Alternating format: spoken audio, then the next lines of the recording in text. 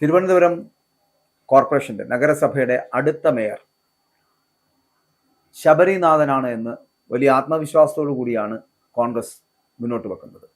മാത്രമല്ല, ശബരിനാഥൻ അനന്തപുരിയുടെ, അതായത് തിരുവനന്തപുരം നഗരത്തിന്റെ നഗരപിതാവുകയും ഒപ്പം തന്നെ കോൺഗ്രസ് ഈ തിരുവനന്തപുരം നഗരസഭ ഭരിക്കുകയും ചെയ്യുക എന്ന് പറയപ്പെടുന്നത് ഒരു തമാശയായിട്ട് പലർക്കും തോന്നും. പക്ഷെ അതിന്റെ സാധ്യതകൾ എന്താണ് എന്ന് പറയാമോ?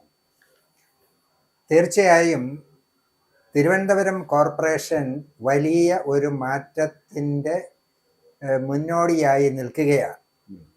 ഏതാണ്ട് 40-45 വർഷത്തോളമായി CPMന്റെ മേയർമാരാണ് തിരുവനന്തപുരത്ത് മാറി മാറി ഭരിച്ചുകൊണ്ടിരിക്കുന്നത്. ഏറ്റവും ഒടുവിൽ ഒരു കോൺഗ്രസ് മേയർ ഈ തിരുവനന്തപുരം കോർപ്പറേഷനിൽ ഉണ്ടായത് ഒരു ദളിതനായ ശ്രീ കുഞ്ഞിരാമനാണ്. സംവരണ സീറ്റൊന്നുമല്ല, അന്ന് അങ്ങനത്തെ ദളിത് സംവരണമൊന്നും ഇല്ലാത്ത കാലഘട്ടമാണ്.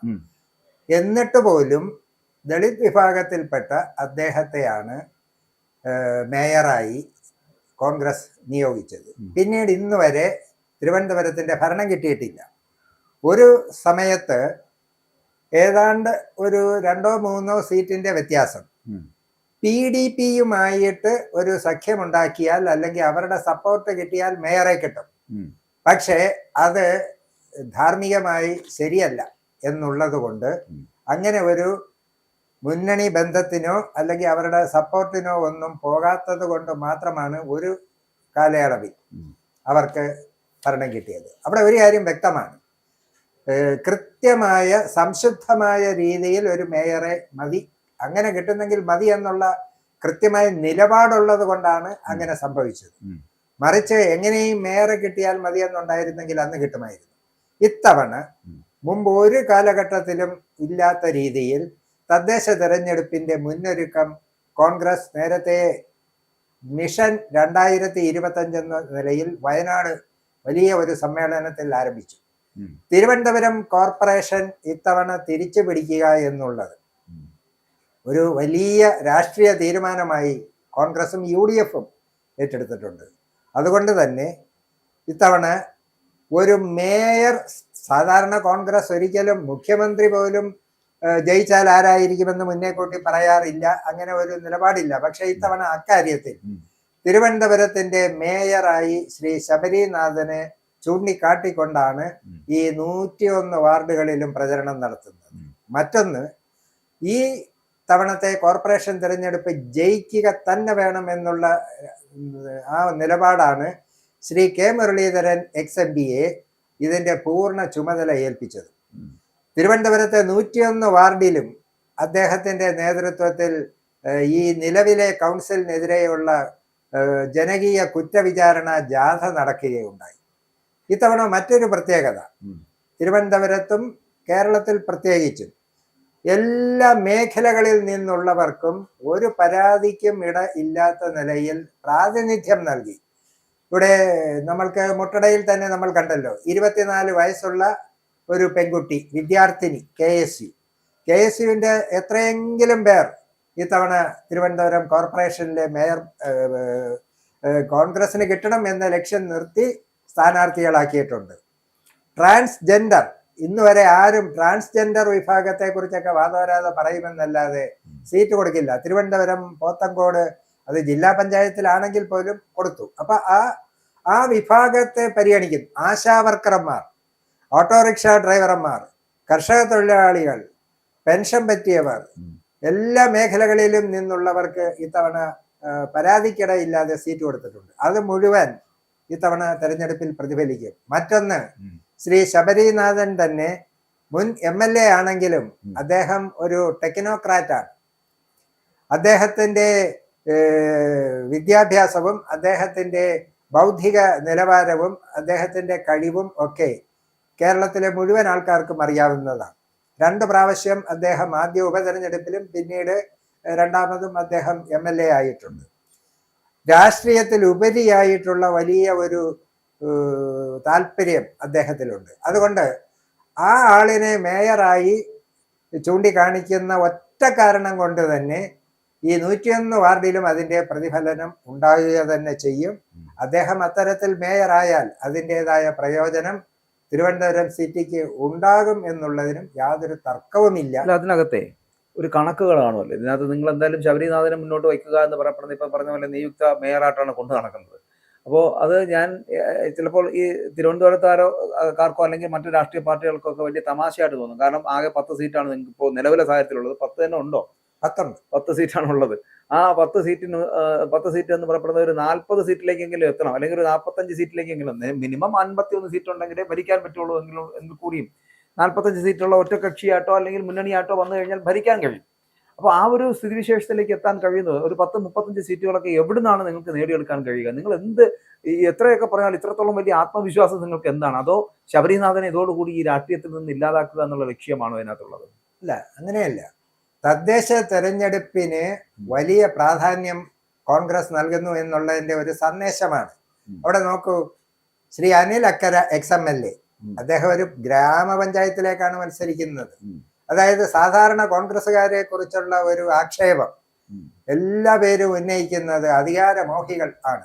വലിയ വലിയ സ്ഥാനങ്ങൾ, ആദ്യം ഒരു സീറ്റ് കിട്ടിയാൽ, ഒരു സ്ഥാനം കിട്ടിയാൽ പിന്നെ അതിന്റെ ഇരട്ടി വലിയ സ്ഥാനം വേണമെന്ന് ആഗ്രഹിക്കുന്നവരാണ് എന്ന് പറയുന്ന സ്ഥാനത്താണ് 2 മുൻ MLA-മാർ, ഒരാൾ തിരുവനന്തപുരം മേയർ തിരുവനന്തപുരം കോർപ്പറേഷൻ തെരഞ്ഞെടുപ്പിലും മറ്റൊരാൾ പഞ്ചായത്ത് തെരഞ്ഞെടുപ്പിലും മത്സരിക്കുന്നു എന്നുള്ളത്. അതുകൊണ്ട് ആ ആക്ഷേപം ഇനി കേരളത്തിൽ ഒരിക്കലും ആർക്കും ഉന്നയിക്കാൻ പറ്റില്ല. അതായത് മുകളിൽ നിന്ന് താഴേക്കും. പക്ഷെ അവിടെ ഒന്ന് ആലോചിച്ച് നോക്കൂ, ശ്രീ ശിവൻകുട്ടി എന്ന അദ്ദേഹം പറഞ്ഞ ഒരു വാചകം ഇതുമായി കൂട്ടി വായിക്കണം. ആര്യ രാജേന്ദ്രൻ എന്തുകൊണ്ട് തിരുവനന്തപുരം കോർപ്പറേഷനിൽ മത്സരിക്കുന്നില്ല അല്ലെങ്കിൽ മത്സരിപ്പിക്കുന്നില്ല, അതാണ് കുറച്ചുകൂടെ ശരി എന്ന ചോദ്യത്തിന് അദ്ദേഹം പറഞ്ഞ എന്താ, 12ാം ക്ലാസ്സിൽ പഠിച്ച കുട്ടിയെ 8ാം ക്ലാസ്സിൽ കൊണ്ടുപോയി ഇരുത്തുമെന്ന്. കേട്ടായിരുന്നോ? അത് എന്തർത്ഥത്തിലാ? അപ്പൊ അത് പറഞ്ഞു വരുന്ന എന്താണെന്ന് വെച്ചാൽ, മേയറായി കഴിഞ്ഞാൽ പിന്നീട് വീണ്ടും മേയറാകാൻ പാടില്ല, MLA ആകണം എന്നാണോ? പക്ഷെ ഞാനതിൽ കാണുന്നത്, ആര്യ രാജേന്ദ്രൻ എന്ന ഇപ്പോഴത്തെ മേയർ മത്സരിച്ചാൽ ആ ഒറ്റ കാരണം കൊണ്ട് തന്നെ 101 മണ്ഡലങ്ങളിലും വൻതോതിൽ CPM പരാജയപ്പെടുമെന്നുള്ള പൂർണ്ണ ബോധ്യമുള്ളത് കൊണ്ടാണ്. അത്രമാത്രം 2 രീതിയിലും അവര് പേരെടുത്തു എന്ന് വേണമെങ്കിൽ പറയാം. ന്യൂയോർക്കിൽ പോയി മര്യാദയ്ക്കാണെന്നും അല്ല പേയ്മെന്റ് അവാർഡാണെന്നും ഉള്ള ആക്ഷേപം ഉണ്ട്. എങ്ങനെയായാലും ഏറ്റവും പ്രായം കുറഞ്ഞ മേയറെന്നും ഇന്ത്യയിലെ ഏറ്റവും നല്ല കോർപ്പറേഷൻ എന്ന് അവാർഡ് കിട്ടി,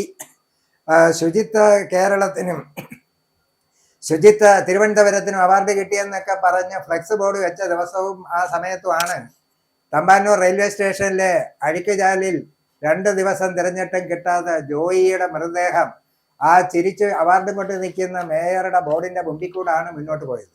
ഒപ്പം ശബരിമലയിലെ സ്വർണ്ണക്കൊള്ള ഇപ്പോഴാണല്ലോ. ആര്യ രാജേന്ദ്രൻ മേയറായി 6 മാസം കഴിഞ്ഞപ്പോഴാണ് 2021 മാർച്ചിലേക്ക് നമ്മളുടെ പൊങ്കാല. അന്ന് ആ അമ്പലത്തിൽ മാത്രമേ പൊങ്കാല ഇട്ടുള്ളൂ, കോവിഡ് ആയതുകൊണ്ട്. പക്ഷെ നടക്കാത്ത ആ പൊങ്കാലയ്ക്ക് ശുചീകരണ തൊഴിലാളികൾക്ക് പൊറോട്ടയും ചിക്കനും വാങ്ങി നൽകിയ വകയിലും ടിപ്പറുകൾ ഇത് ശുചീകരണത്തിന് ഉപയോഗിച്ച വകയിൽ വൻ തുക എഴുതിയെടുത്ത ഒരു ഭരണസമിതിയുടെ മേയറുമായവരെയൊക്കെ തെരഞ്ഞെടുപ്പിൽ നിർത്തിയാൽ 8 നിലയിൽ പൊട്ടുമെന്നുള്ളത് കൊണ്ടാണ്. ഇനി നമുക്ക് സാധ്യതകൾ നോക്കിയാൽ, അതാണല്ലോ ചോദ്യം. സാധ്യതകൾ നോക്കിയാൽ ഇപ്പോൾ 51 52 സീറ്റുള്ള CPM ഇത്തവണ കുത്തനെ താഴെ പോകും. അത് ഒരുപാട് കാരണങ്ങളുണ്ട്. സംസ്ഥാന ഭരണത്തിന്റെ വൈകല്യങ്ങൾ, സ്ഥാനാർത്ഥികളെ നിശ്ചയിച്ചതിലുള്ള വിഷയങ്ങൾ, ഒപ്പം വൈഷ്ണവ് സുരേഷിനെ പോലെയുള്ള കോൺഗ്രസിന്റെ ചെറുപ്പക്കാരികളായ പെൺകുട്ടികളുടെ പേര് വെട്ടിമാറ്റാൻ ശ്രമിച്ചത്, സ്വന്തം പാർട്ടിയിലെ ശ്രീ ശ്രീകണ്ഠന് അദ്ദേഹം സ്ഥാനാർത്ഥിയായി നിശ്ചയിക്കുമ്പോൾ അദ്ദേഹത്തെ ആക്ഷേപിക്കുന്നത്, ശ്രീ രാധാകൃഷ്ണൻ എന്ന മറ്റൊരു വ്യക്തി നോമിനേഷൻ കൊടുത്തത് അദ്ദേഹത്തിനെ സംഘടിതമായി ആക്രമിക്കുന്നത് ഉൾപ്പെടെയുള്ള കാര്യങ്ങളിൽ അവരുടെ ഒരുപാട് സീറ്റുകൾ അവർക്ക് നഷ്ടപ്പെടും. ശബരിമല ഏറ്റവും കൂടുതൽ ബാധിക്കുന്ന ഒരു തെരഞ്ഞെടുപ്പ് തിരുവനന്തപുരം കോർപ്പറേഷൻ തെരഞ്ഞെടുപ്പ് ആയിരിക്കുമെന്നുള്ളതിന് യാതൊരു സംശയമില്ല. അപ്പോൾ CPM-ന്റെ സാധ്യതകൾ പോയി. BJP-യുടെ സ്ഥിതി എന്താ? സ്വന്തം പാർട്ടിയിലെ സിറ്റിംഗ് കൗൺസിലറാണ് അദ്ദേഹത്തിന്റെ സഹകരണ ബാങ്കിൽ നിന്നും BJP-ക്കാർ പണമെടുത്ത് തിരിച്ചടയ്ക്കാതെ അദ്ദേഹത്തെ കുറ്റക്കാരനാക്കിയതിൽ മനംനൊന്ന് അദ്ദേഹം ആത്മഹത്യ ചെയ്തു. രണ്ടാമത് മുൻ ജില്ലാ സെക്രട്ടറിയോ പ്രസിഡന്റോ ആയിരുന്ന ശ്രീ MS കുമാർ, അദ്ദേഹം ഞാനും അനിലിനെ പോലെ ആത്മഹത്യാ വക്കീലാണെന്ന് പരസ്യമായി പറഞ്ഞു. മറ്റൊരാൾ സീറ്റ് കിട്ടാത്തത് കൊണ്ട് ശ്രീ അനന്തു, അദ്ദേഹം ആത്മഹത്യ ചെയ്തു. അപ്പോൾ BJP-യിലോ RSS-ലോ ചേർന്നാൽ ഭാവിയിൽ ആത്മഹത്യക്ക് തയ്യാറെടുക്കുന്നതിന് തുല്യമാണെന്നുള്ള നിലയിൽ ആ BJP-യെ കുറിച്ചുള്ള പ്രതീക്ഷകൾ മുഴുവൻ നഷ്ടപ്പെട്ടു. ആ സ്ഥാനത്താണ് കോൺഗ്രസിനും UDF-നുമുള്ള മേൽക്കൈ. ഇവിടെ 40-ൽ കൂടുതൽ എൻ്റെ ഒരു പ്രതീക്ഷ, അത് എൻ്റെ പ്രതീക്ഷ എന്ന് മാത്രമല്ല, തിരുവനന്തപുരത്തെ ആളുകൾക്ക് ഒരു കാര്യം വ്യക്തമായി. ഇപ്പോ എല്ലാവർക്കും 30 സീറ്റ് വീതം കിട്ടിയാൽ ആര് മേയറാവും? പരസ്പരം ചേരാൻ പറ്റാത്ത 3 മുന്നണികളാണ്. അതുകൊണ്ട് ഏതെങ്കിലും ഒരൊറ്റ മുന്നണിക്ക് ഭരണം കൊടുത്താൽ മാത്രമേ പ്രയോജനമുള്ളൂ. അത് വീണ്ടും CPM-ന്റെ ഒരു മേയർ ആയാൽ പഴയ കുപ്പിയിൽ പുതിയ കുപ്പിയിൽ പഴയ വീഞ്ഞ് എന്ന അവസ്ഥയാകുമെന്നുള്ളത് കൊണ്ട് തീർച്ചയായും കോൺഗ്രസിനോ UDF-നോ ഒറ്റയ്ക്ക് മേയർ ആകാനുള്ള സാധ്യത ഉണ്ടാകും. 50-ൽ കൂടുതൽ കിട്ടും എന്നാണ് പ്രതീക്ഷ. 40-ന് മുകളിൽ എന്തായാലും കിട്ടുമെന്നുള്ള ഒരു നിലവാരത്തിലാണ് ഇപ്പോഴത്തെ പ്രവർത്തനങ്ങൾ എത്തി നിൽക്കുന്നത്. കാരണം BJP-ക്ക് കഴിഞ്ഞ തെരഞ്ഞെടുപ്പിൽ 35 സീറ്റുകൾ ഉണ്ടായിരുന്നു.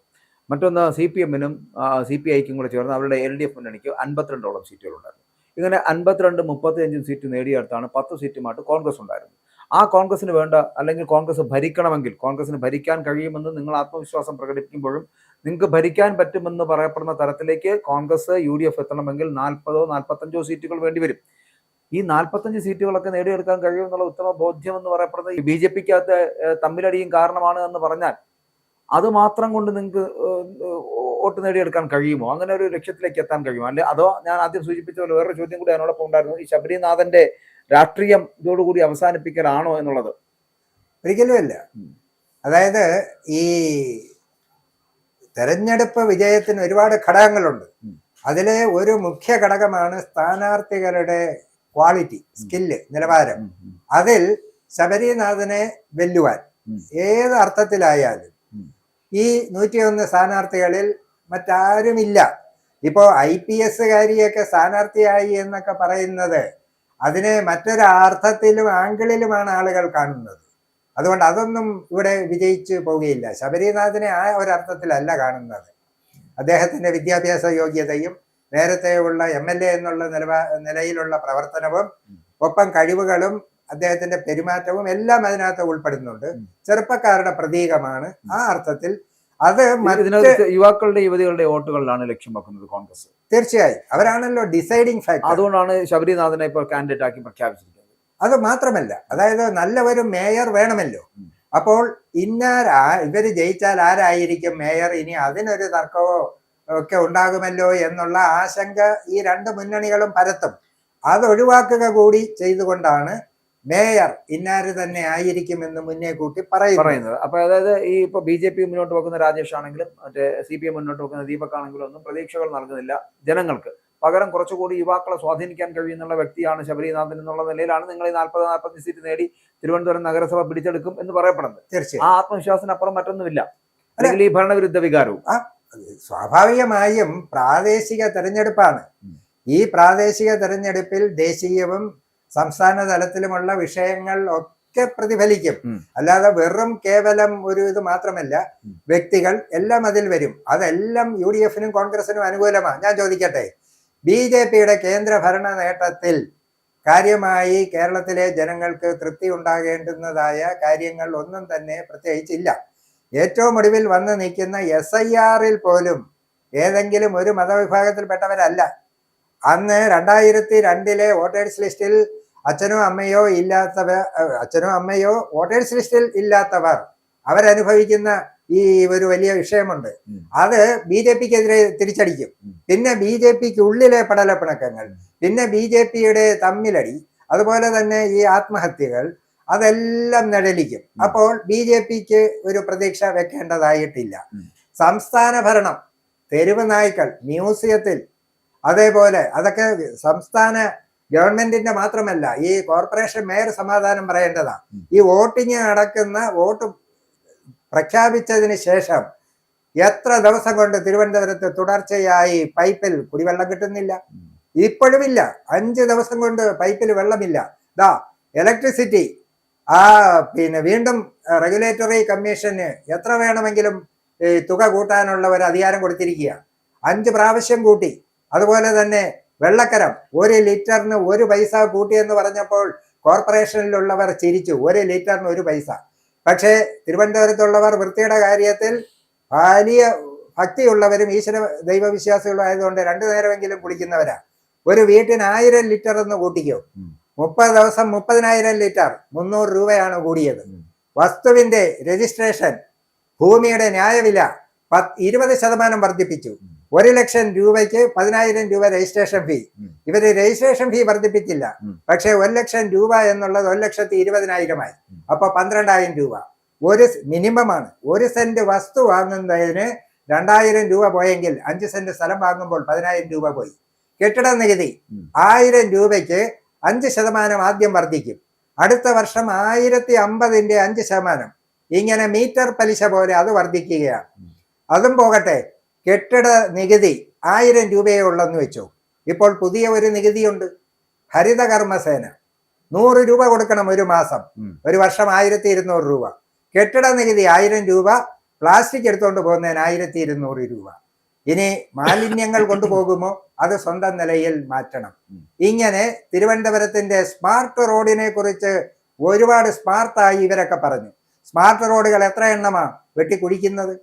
എത്ര എണ്ണം? ആ തൈക്കാടെല്ലാം എത്രയോ എണ്ണം കുഴിച്ചിരിക്കുന്നു. ഇനി ആ സ്മാർട്ടിന്റെ പൂർണ്ണമായ ഒരു മേന്മ, നേട്ടം ഇവർക്കായിട്ട് അവകാശപ്പെടാൻ പറ്റുമോ? അത് കേന്ദ്ര പദ്ധതിയും കൂടി ചേർന്ന് വരുന്നതല്ലേ. ലൈഫ് മിഷൻ വീട് കൊടുത്തു എന്നാണ് പറയുന്നത്. ആ ലൈഫ് മിഷൻ എന്താണ്? പഴയ ഇന്ദിരാ ആവാസ് യോജനയും ഇതൊക്കെ പല ഘട്ടങ്ങളിലായിട്ടുള്ള നടപ്പിലാക്കിയ പദ്ധതികളാണ്. അതിനകത്ത് പല രാഷ്ട്രീയ പാർട്ടികളുടെയും ബന്ധവും സ്വാധീനവും ഒക്കെ ഉണ്ട്. എല്ലാം ഉണ്ട്. ഈ വരുന്ന തെരഞ്ഞെടുപ്പ് ഇനിയിപ്പോ ഈ 5-6 ദിവസം കൂടി കഴിയുമ്പോൾ, കുറച്ച് ദിവസങ്ങൾ കൂടി 10-12 ദിവസം കൂടി കഴിയുമ്പോൾ തെരഞ്ഞെടുപ്പിലേക്ക് അടുക്കും.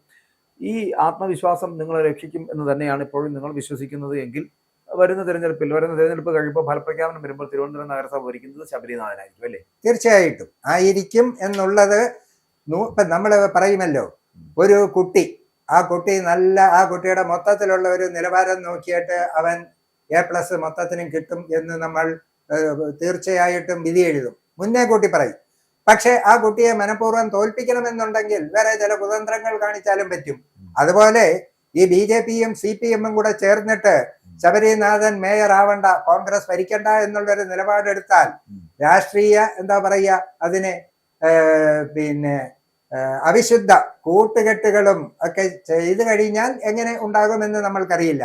പക്ഷെ അപ്പോഴും ഉറച്ചു വിശ്വസിക്കുന്നത് പാർട്ടി നേതൃത്വം അത്തരത്തിലുള്ള CJP ആയിട്ട് മാറാൻ ശ്രമിച്ചാലും പ്രബുദ്ധരായ വോട്ടർമാർ അതിന് തയ്യാറാകില്ല എന്നാണ് ഞാൻ കരുതുന്നത്. ഒപ്പം തിരുവനന്തപുരം കോർപ്പറേഷൻ എല്ലാ തെരഞ്ഞെടുപ്പുകളിലും വോട്ടിംഗ് പെർസെൻറ്റേജ് വളരെ കുറയുന്ന ഒരു കോർപ്പറേഷനാണ്. ഇത്തവണ വോട്ടിംഗ് പെർസെൻറ്റേജ് ഗണ്യമായി വർദ്ധിക്കും.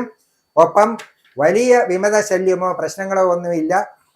മര്യാദയ്ക്കുള്ള സ്ഥാനാർത്ഥികളാണ്. ഇതെല്ലാം കൂടി കണക്കിലെടുത്തുകൊണ്ടാണ് കിട്ടുമെന്ന് പറയുന്നത്.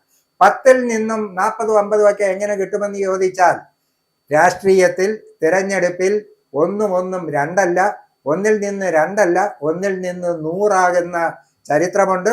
100 ഒന്നായിട്ട് പോയ ചരിത്രവുമുണ്ട്. അത് തിരുവനന്തപുരത്ത് ആവർത്തിക്കും. തിരുവനന്തപുരത്തെ ആളുകൾക്ക് ഒരു കോൺഗ്രസ് മേയറെ കാണുവാനുള്ള ഭാഗ്യം, അത് ചില പ്രായം ചെന്നവർ പറയുന്നത് ഞാൻ കേട്ടിട്ടുണ്ട്. തിരുവനന്തപുരത്ത് ഒരു കോൺഗ്രസ് മേയറെ കണ്ടിട്ട് മരിക്കാൻ കഴിയണമേ ദൈവമേ എന്ന് പ്രാർത്ഥിക്കുന്നവരെ കണ്ടിട്ടുണ്ട്.